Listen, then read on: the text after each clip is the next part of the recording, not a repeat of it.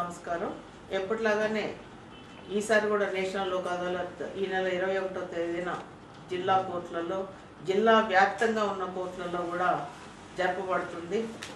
ఎప్పుడు చెప్పినట్టుగానే civil and criminal కేసెస్లో ఎవరైతే రాజీ పడాలని అనుకుంటున్నారో కక్షిదారులు వారు ఆ రోజు జిల్లా కోర్టులకి వచ్చి వారి యొక్క కేసులను సెటిల్ చేసుకోవచ్చు. వాళ్ళకి కేసు సెటిల్మెంట్ అయినప్పుడు అవార్డు కూడా లోక్ అదాలతులు ఇస్తాయి. ఆ అవార్డు మీద ఎటువంటి అప్పీల్ కానీ ఎటువంటి ఫర్దర్గా దాని మీద వెళ్ళడానికి లేదు. అది ఫైనల్ వర్డిక్ట్గా నిలిచిపోతుంది కాబట్టి ఎవరికి ఏమి ఇబ్బంది లేదు. అదే మామూలు కేసుల్లో అయితే ఓడిపోయిన వాళ్ళు మళ్ళీ అప్పీల్ చేసుకునే అవకాశం ఉంది పై కోర్టులలో. కానీ లోక్ అదాలతుల్లో సెటిల్ అయినటువంటి కేసులలో అటువంటి అవకాశం ఏమీ లేదు. తర్వాత ఈ క్రిమినల్ కేసెస్ సంబంధించి ఏంటంటే కాంపౌండబుల్ కేసెస్ అంటే రాజీ పడదగిన నేరాలలో మాత్రమే మేము రాజీ చేయడానికి అనుమతిస్తాము. రాజీ పడలేని నేరాలు కొన్ని ఉంటాయి, అందులో ఎటువంటి అవకాశం ఉండదు. సో ఏవైతే నాన్ కాగ్నిజబుల్ అఫెన్సెస్ ఉన్నాయో అంటే 3 సంవత్సరాల లోపు పనిష్మెంట్ పడేటటువంటి కేసులు ఏవైతే ఉన్నాయో అవి కాంపౌండబుల్ కేసెస్గా ఉన్నాయి. అటువంటి తగాదాలలో కక్షిదారులు కంప్లైనెంట్స్ కానివ్వండి, ముద్దాయిలు కానివ్వండి, అటువంటి కేసులలో ముందుకు వచ్చి మేము సెటిల్ చేసుకుంటాము అని అంటే, ఎందుకంటే ఒక కేసు ఒక సమస్య మీద ఒక కేసు ఫైల్ చేస్తారు కానీ ఆ రోజున్న ఆవేశం ఫైల్ చేసేటటువంటి ఆ రోజున్న ఆవేశము ఒక నెల రోజులకి 2 నెలలకి ఆ నెల తర్వాత అటువంటి ఆవేశాలు ఉండకపోవచ్చు. ఒకే ఊళ్ళో తిరుగుతూ ముఖాలు చూసుకుంటారు కాబట్టి ఇద్దరి యొక్క ఆవేశాలు తగ్గిపోయి ఒక నార్మల్ పొజిషన్కి వచ్చిన తర్వాత అయ్యో అనవసరంగా కేసు పెట్టాము దీన్ని తీసేసుకుంటే బెటర్ అని ఇద్దరు ఒక నిర్ణయానికి రావచ్చు. కాబట్టి అటువంటి అవకాశాలు ఉన్న కేసులలో వారు ముందుకు వచ్చి కోర్టులను సంప్రదించినట్టయితే నేషనల్ లోక్ అదాలత్ రోజు అటువంటి కేసులన్నీ కూడా తీసేయడం జరుగుతుంది. అలాగే సివిల్ కేసులలో చాలా రకాల కేసులు ఉంటాయి, మీ అందరికీ తెలుసు. ఆస్తికి సంబంధించిన కేసులు ఉంటాయి, తర్వాత మెయింటెనెన్స్ కేసులు ఉంటాయి, ఫ్యామిలీకి సంబంధించి కన్జ్యూమర్స్ కేసెస్ కూడా ఉంటాయి, తర్వాత బ్యాంక్ కేసులు, చెక్ బౌన్స్ కేసులు ఉంటాయి, తర్వాత మోటార్ వెహికల్ యాక్సిడెంట్ కేసులు, కుటుంబ తగాదాలు, 498 కేసులు, ప్రీ లిటిగేషన్ కేసులు అంటే ఇంకా కోర్టుకు రాని కేసులు. అవి కూడా ఏమైనా ఉన్నట్లయితే మీరు కోర్టుకు వచ్చినట్లయితే ఇరువురి సమక్షంలో ఆ కేసును పరిశీలించి ఒక అవార్డు ఇవ్వడం జరుగుతుంది. ఇటువంటి అవార్డులలో ఒక లిటిగెంట్ గెలిచాడు, ఇంకొక అతను ఓడిపోయాడు అనేది కాకుండా ఇద్దరికి సమన్యాయం జరుగుతుంది. కాబట్టి ఈ అవార్డ్స్ ద్వారా ఇద్దరు కూడా గెలిచినట్టే అవుతుంది. ఇటువంటి రాజీ మార్గం అనేది చాలా అద్భుతమైనటువంటి మార్గము. అంటే ఒక వ్యక్తి కేసు వేసిన పాపానికి, ఒక వ్యక్తి కేసు వేయించుకున్న పాపానికి సంవత్సరాల తరబడి కేసుల చుట్టూ కోర్టుల చుట్టూ తిరగకుండా వాళ్ళు త్వరగా దీని ద్వారా పరిష్కారం అయ్యే అవకాశం ఉంటుంది. సో వాళ్ళకి విలువైన కాలం కూడా సేవ్ అవుతుంది, అలాగే వాళ్ళ మనీ కూడా సేవ్ అవుతుంది. కాబట్టి ఇటువంటి షార్ట్ కట్ మెథడ్స్ వాళ్ళు ఉపయోగించుకుంటే వాళ్ళు చాలా లాభం పొందుతారని మేము వారికి చెప్తున్నాము. ముఖ్యంగా ఈ సివిల్ అండ్ క్రిమినల్ కేసెస్లు కోర్టులలో ఇలాగా నేషనల్ లోక్ అదాలత్ సందర్భంగా రాజీ చేసుకోవచ్చన్న విషయాన్ని విస్తృతంగా ప్రజల్లోకి తీసుకెళ్లాలని, ప్రజలందరికీ తెలియాలని, ప్రజలందరి దృష్టిలో ఉండాలని, ఒక విషయం తెలిస్తేనే దాని గురించి వారు ఉపయోగించుకోవడమా లేదా అనేది వారు నిర్ణయించుకుంటారు. కాబట్టి ఇది ప్రజలందరి దృష్టిలో పెట్టాలనే ఉద్దేశంతో ఇటువంటి కార్యక్రమాలు కానీ, పబ్లిసిటీ కానీ, పోస్టర్స్ కానీ, లేకపోతే ట్రాఫిక్ సిగ్నల్స్ దగ్గర కానీ, బస్ స్టాండ్ ఏరియాస్ కానీ ఇటువంటి పోస్టర్స్ ఈ ప్రకటనలు చేయించి వీటికి చాలా పబ్లిసిటీ ఇవ్వడం జరుగుతుంది, ప్రజలందరికీ తెలియాలి అని. ఈ సందర్భంగా మేము నెక్స్ట్ 21వ తారీఖు డిసెంబర్ జరిగే లోక్ అదాలత్లో మీ అందరికీ తెలుసు పోస్టర్ కూడా మేము రిలీజ్ చేశాము. ఏ తారీఖున ఎక్కడ మనము ఈ కేసులు సెటిల్ చేసుకోవచ్చు అనే విషయము.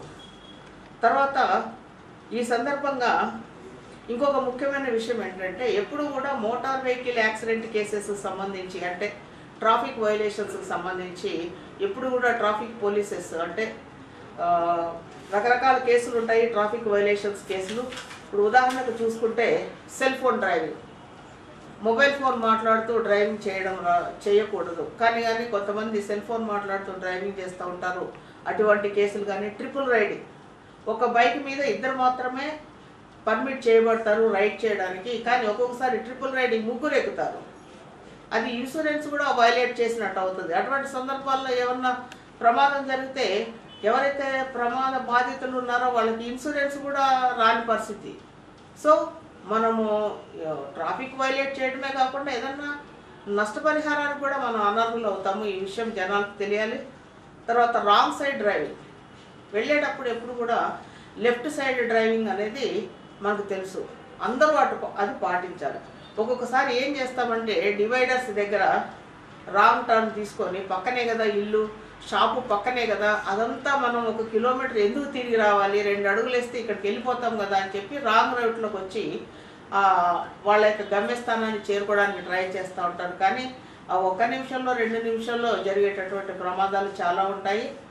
ఎంత దూరమైనా సరే వెళ్ళి రైట్ రూట్లోకి రావడం బెటర్, కానీ రాంగ్ రూట్లో ఎప్పుడు డ్రైవింగ్ చేయకూడదు. అది కూడా ఒకటి ట్రాఫిక్ వైలేషన్ కింద వస్తుంది.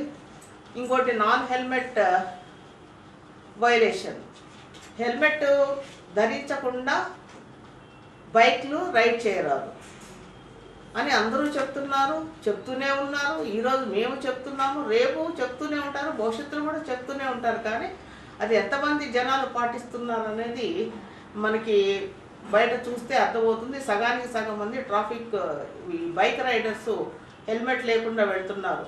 ట్రాఫిక్ పోలీస్ వాళ్ళు ఏం చెప్తున్నారు, ఎప్పుడైనా మీరు బైక్ నుంచి పడే ఛాన్స్ ఉండొచ్చు, ఎవరు కూడా ప్రమాదానికి అతీతులమని అనుకోవడానికి లేదు, ఎవరైనా ప్రమాదానికి గురి కావచ్చు. అటువంటి సందర్భాల్లో బైక్ రైడర్స్ మరీ కూడా ఇమ్మీడియట్గా వాళ్ళది హెడ్ అటు పక్కన డివైడర్కో ఇటు పక్కన ఫుట్పాత్కో కొట్టుకోనో లేకపోతే రోడ్డుకి హిట్ అయ్యే అవకాశం ఉంటుంది. సో ఒకసారి హెడ్ ఇంజ్యూరీ అయిందనంటే జీవితాంతం సఫర్ కావాల్సి ఉంటుంది. మనలో ఉన్నటువంటి నైపుణ్యాలన్నీ కూడా పూర్తిగా జీరో స్థాయికి పడిపోయి మన జీవితమే ఇంకొకరి మీద భారంగా పడి ఉండాల్సిన పరిస్థితి వస్తుంది. అటువంటి పరిస్థితి మనం తెచ్చుకోకూడదు. ఎందుకనంటే మనం పొద్దున్నేస్తే రోడ్డు మీద 100 సార్లు తిరుగుతూ ఉంటాం రోజుకి. సో చాలా జాగ్రత్తగా ఉండాలి. మన మీద ఆధారపడి మన భార్య, పిల్లలు, తల్లి, తండ్రి, తమ్ముళ్ళు, చెల్లెళ్ళు అందరూ ఉంటారు. కాబట్టి కుటుంబానికి మనమే ఆధారం. కాబట్టి రోడ్డు మీదకి వెళ్ళినప్పుడు ఖచ్చితంగా అన్ని రకాలుగా మనం రక్షణ తీసుకొనే వెళ్ళాలి. అటువంటి హెల్మెట్ ధరించకుండా వైలేట్ చేసిన కేసులు. తర్వాత రాంగ్ పార్కింగ్ ఏంటంటే కొన్ని చోట్ల సిటీలో కానీ టౌన్లో కానీ ట్రాఫిక్ పోలీసెస్ ఐడెంటిఫై చేస్తారు, this is the parking place, ఇది పార్కింగ్ ప్లేస్. కానీ మనం ఏం చేస్తాము, రద్దీ ఉన్న ఏరియాలలో కూడా ఒక 5 నిమిషాలు బండి పెట్టి ఆ పక్క షాప్లోకి వెళ్ళి ఏదన్నా మనం పని చూసుకొని వచ్చేద్దాం, ఈ 5 నిమిషాల కోసం తీసుకెళ్ళి ఎక్కడో కిలోమీటర్ దూరంలో పార్కింగ్ చేయడం ఏంటి అని అనుకుంటాం. కానీ మీరు పార్క్ చేసిన ఒక్క బండి అంత రద్దీలో చాలా యాక్సిడెంట్కి దారి తీయొచ్చు, ఆ ట్రాఫిక్ చాలా ఆగిపోవచ్చు కూడా.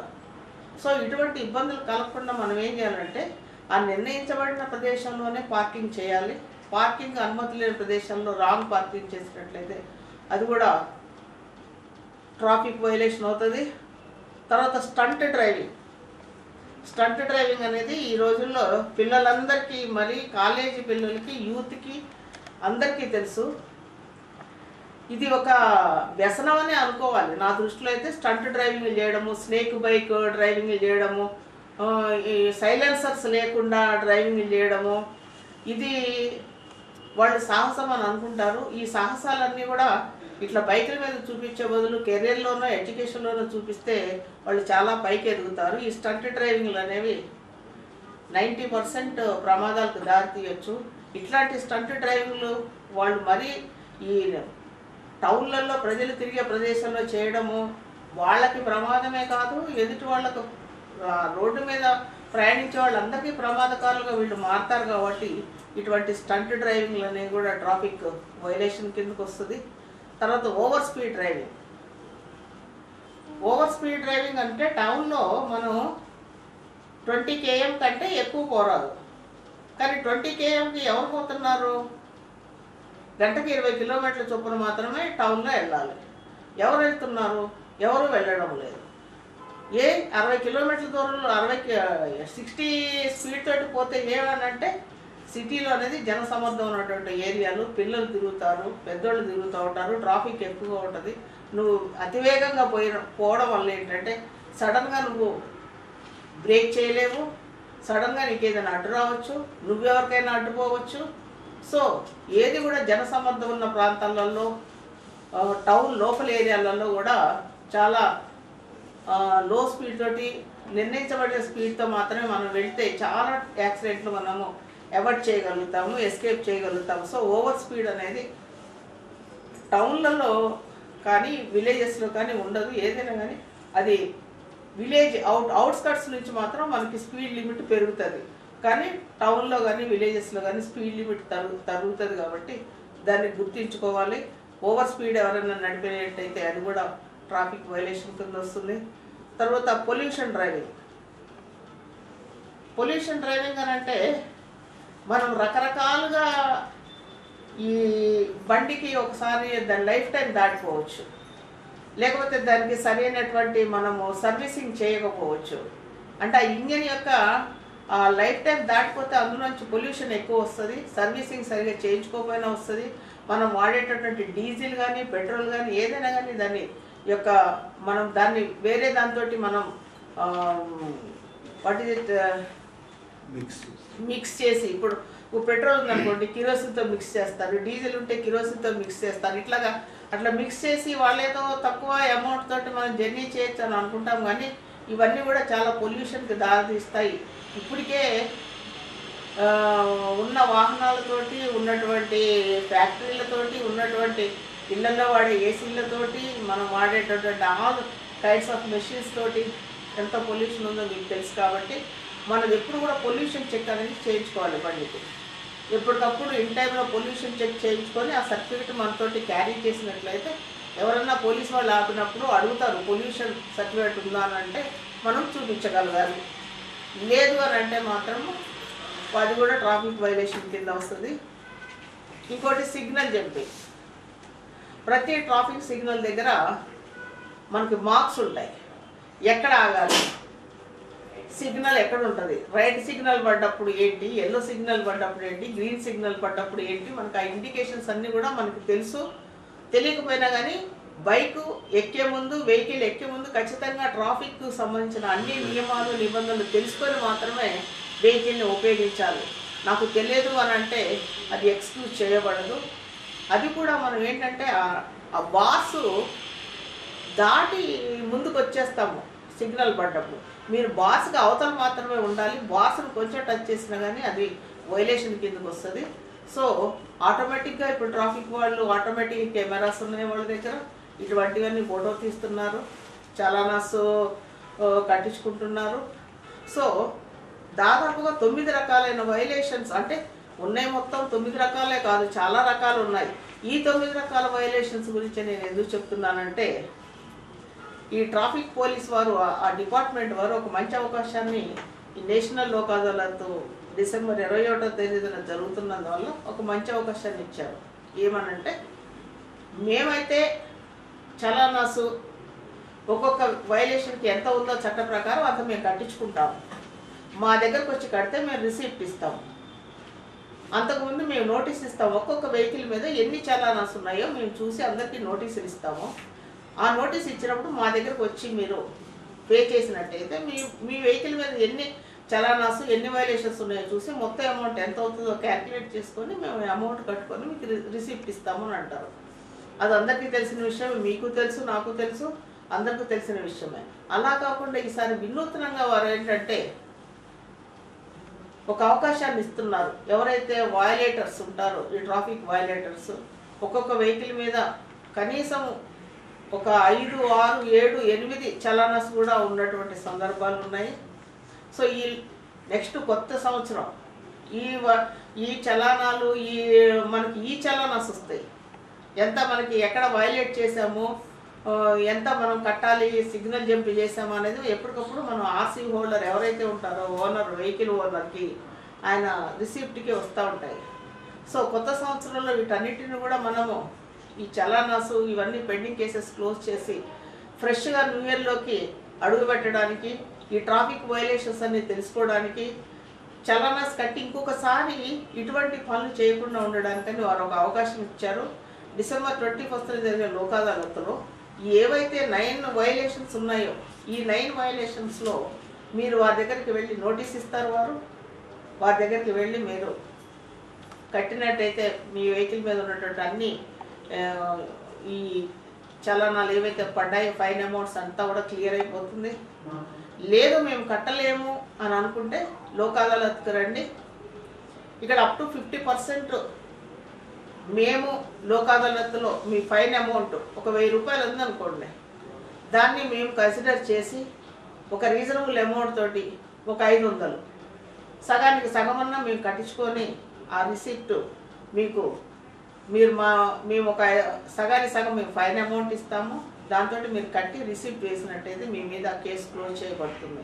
సో ఇది ఒక గొప్ప అవకాశం వాహనదారులందరికీ కూడా. ఎందుకంటే రేపు ఫ్యూచర్లో ఈరోజు బాగానే ఉంది, రేపు మీ ఈ చలానాస్ మీ వెహికల్స్ మీద ఎటువంటి ఎఫెక్ట్ వస్తాయి అన్నది తెలియదు. మీ వెహికల్స్ వాళ్ళు అటాచ్ చేయొచ్చు, ఫోర్ఫీట్ చేయొచ్చు, ఆపేసి పక్కన పెట్టేయచ్చు. ఏ రకంగానైనా ఏ విధంగానైనా వెహికల్ ఓనర్ మీద వాళ్ళు చర్యలు తీసుకునే అవకాశం ఉంటుంది. కాబట్టి మీరు మీ వెహికల్స్ తోటి హ్యాపీగా ప్రశాంతంగా తిరగాలి అనుకుంటే మీ వెహికల్ మీద ఉన్నటువంటి చలానాలన్నీ క్లియర్ చేసుకుంటే రేపు మీకు ఏమీ ఇబ్బంది ఉండదు. ఎందుకంటే ఇవి పోను చలానాస్ ఎక్కువైనాయి అంటే ఈ ఇన్ఫర్మేషన్ ఆర్టీఏ వాళ్ళకి కూడా వెళ్తుంది. తర్వాత మీ వెహికల్ మీద కూడా ఎటువంటి చర్యలైనా తీసుకునేదానికి ట్రాఫిక్ వాళ్ళు కానీ ఆర్టీఏ వాళ్ళు కానీ వెనుకాడరు. ఆ తర్వాత మీ వెహికలే రోడ్డు మీద తిరిగేదానికి అవకాశం లేకుండా పోవచ్చు. కాబట్టి ఈ అవకాశాన్ని ఉపయోగించుకొని ఒక మంచి అవకాశం, చాలా మంచి అవకాశం ఇది. ఒక 50% అప్ టు 50% దాకా ఒక చలానా మీద మనకు వాళ్ళు డిస్కౌంట్ ఇస్తున్నారు అని అంటే ఇంతకంటే మంచి అవకాశం రాదు. అది నేషనల్ లోక్ అదాలత్ కొత్త సంవత్సరం సందర్భంగా ఈ అవకాశం ఉన్నప్పుడే ప్రజలందరూ ఉపయోగించుకొని వాళ్ళ వెహికల్స్ మీద ఉన్నటువంటి చలానాలన్నీ కూడా క్లియర్ చేసుకొని కొత్త సంవత్సరంలో హ్యాపీగా ట్రాఫిక్ వైలేషన్స్ ఏమీ నెక్స్ట్ జరగకుండా ఇప్పుడే అమౌంట్స్ పడుతున్నారు కాబట్టి వాళ్ళకి అర్థమవుతుంది ఎందుకు అమౌంట్స్ కట్టారు, ఎన్ని వైలేషన్స్ చేశారనేది వాళ్ళకి రియలైజ్ అవుతారు. కాబట్టి కొత్త సంవత్సరంలో వాళ్ళు చాలా హ్యాపీగా మళ్ళీ ఇట్లాంటి వైలేషన్స్ జరగకుండా ముందుకెళ్ళాలని కోరుకుంటూ వారికి అవకాశాలు ఇచ్చారు. సో ప్రజలందరూ కూడా ఈ అవకాశాన్ని సద్వినియోగం చేసుకొని ఇప్పుడు మన దగ్గర ఎన్ని కేసెస్ ఉండవచ్చు అనేది మీకు ఒక డౌట్ రావచ్చు. అది కూడా మేము ట్రాఫిక్ పోలీస్ వారి దగ్గర నుంచి ఇన్ఫర్మేషన్ తీసుకున్నాము. దాదాపు ట్రాఫిక్ వైలేషన్స్ అంటే ఏ 9 వైలేషన్స్లో ఏవైతే మనకి వాళ్ళు డిస్కౌంట్ ఇస్తున్నారో ఆ 9 వైలేషన్స్ గురించే మీకు చెప్తున్నాను. మిగతా వైలేషన్స్ ఇంకా చాలా ఉంటాయి. ఆ వైలేషన్స్ గురించి ఇందులో ఈ లోక్ అదాలత్లో వాళ్ళు రాజీకి పెట్టలేదు. కాబట్టి ఈ 9 వైలేషన్స్ కేసులే మన నిజామాబాద్ డిస్టిక్లోనే దాదాపు 2,65,968 కేసులు ఉన్నాయి. 2,65,968 కేసులు అంటే ఆలోచించండి, 2,65,968 వెహికల్స్ ఉన్నాయా, లేకపోతే ఒక్క వెహికల్ మీద 2, 3, 4, 5, 6, 7, 8, 10 దాకా చలానాస్ ఉన్నాయా అనేది వాహనదారులకి తెలియాలి.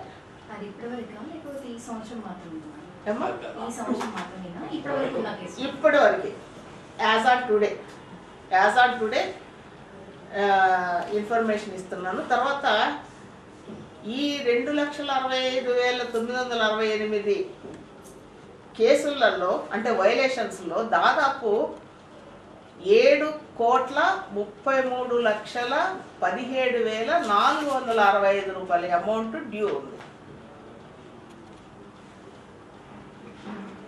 7,33,17,465 రూపాయలు అమౌంట్ ఫైన్ అమౌంట్ డ్యూ ఉంది. సో గవర్నమెంట్ వారు ట్రాఫిక్ పోలీస్ వారు సగానికి సగం వారు డిస్కౌంట్ ఇస్తున్నారంటే మీరు అందరూ ఆలోచించుకోవాలి. నిజామాబాద్ జిల్లా ప్రజలందరూ ఆలోచించుకోండి. ఈ రోజైనా కట్టాలి, రేపైనా కట్టాలి, ఎల్లుండైనా కట్టాలి, లేదా మీ వాహనం సీజ్ చేయబడుతుంది. దానికంటే మీరు మీకు ఒక మంచి అవకాశం ఇచ్చినప్పుడు ఈ నేషనల్ లోక్ అదాలత్ను మీరు సద్వినియోగం చేసుకుంటే మీకు చాలా హెల్ప్ఫుల్ అవుతుందనే ఉద్దేశంతో వారందరికీ మరీ నేను చెప్తున్నాను. సో ఈ అవకాశాన్ని ప్రజలందరూ ఉపయోగించుకోవాలి.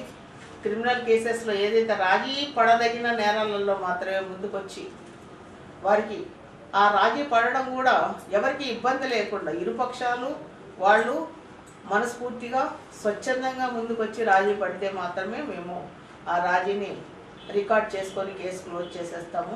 సివిల్ కేసులలో అయితే కుటుంబ కేసులు ఉండొచ్చు, ప్రాపర్టీ కేసులు ఉండొచ్చు, అన్ని రకరకాల కేసులు ఉండొచ్చు. ఏ కేసులైనా కానీ కోర్టులో పెండింగ్ ఉన్న కేసులు కావచ్చు, కోర్టులో పెండింగ్ లేని కేసులు కూడా మీరు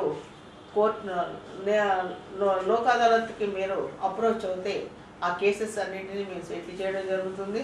ఇదంతా కూడా మీ యొక్క కాలాన్ని, జీవితం అంటే చాలా విలువైనది, ప్రతి నిమిషం కూడా చాలా విలువైనది. దాన్ని ఎలా ఖర్చు చేయాలనేది మీ విజ్ఞత మీద ఆధారపడి ఉంటుంది. కోర్టుల చుట్టూ తిరుక్కుంటూ పోలీస్ స్టేషన్ల చుట్టూ తిరుక్కుంటూ కాలాన్ని వృధాయాపన చేయడం వల్ల జరిగేటటువంటి లాభం ఏమీ ఉండదు. అది కూడా మీరు మీ కుటుంబానికి కానీ మీ పిల్లలకి కానీ ఒక మంచి సందేశాన్ని ఇవ్వదు. కాబట్టి ఇటువంటి ఏమన్నా ఉంటే మీరు క్లోజ్ చేసుకొని మీరందరూ కూడా హ్యాపీగా డబ్బును కూడా ఆదా చేసుకొని హ్యాపీగా ఉండాలనే ఉద్దేశంతో ఇది అందరికీ తెలియజేయడం జరుగుతుంది. సో ఈ అవకాశాన్ని అందరూ ఉపయోగించుకొని నేషనల్ లోక్ అదాలత్ డిసెంబర్ 21 తేదీన జరుగుతున్న సందర్భంగా ఈ అవకాశాన్ని ఉపయోగించుకొని దీన్ని విజయవంతం చేయవలసిందిగా మరీ కోరుకుంటున్నాము. ధన్యవాదాలు. ఇది 21 తారీఖు ఒకటే రోజు ఇస్తారా, లేకపోతే ఎంతకంటే ముందు స్టార్ట్ చేస్తారు?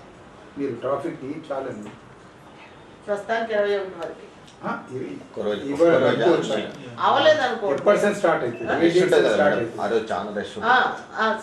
మర్చిపోయాను. అది కూడా good point. From tomorrow counters అంటే ఇప్పుడు మన దగ్గర ఇది పెట్టి కేసెస్, మన దగ్గర ఫస్ట్ క్లాస్ మ్యాజిస్ట్రేట్స్ చేయాలి ఈ కేసెస్. బోధనలో ఎంతమంది ఉన్నారు? ఒక్కరు ఉన్నారు. ఆర్మూర్లో ఒక్కరున్నారు. మన దగ్గర 3 ఉన్నారు కానీ ఇద్దరికి ఆల్రెడీ టెన్యూర్ అయిపోయింది. సో ఇంకొకరు మాత్రమే ఉన్నారు. ఆయన మిగతా రెండింటికి కూడా ఇన్ఛార్జ్గా ఉన్నారు. సో మన దగ్గర కూడా ఒక్కరే ఉన్నట్టు లెక్క. సో ఎక్కడికక్కడ ఆర్మూరు డివిజన్లో, బోధన్ డివిజన్లో, నిజామాబాద్ డివిజన్లో ఎక్కడికక్కడ కూడా ఈ కేసెస్ సంబంధించి, వైలేషన్ కేసెస్ సంబంధించి సెకండ్ క్లాస్ మ్యాజిస్ట్రేట్స్ చేస్తారు. అది ఫ్రమ్ టుమారో ఆన్వర్డ్స్. రోజుకు ఎన్ని మ్యాక్సిమం వీలైతే అంటే ప్రతి వాళ్ళకి మన ట్రాఫిక్ పోలీస్ వారు నోటీస్ ఇవ్వాలి. ఆ నోటీస్ చూసుకోవాలి వాళ్ళు.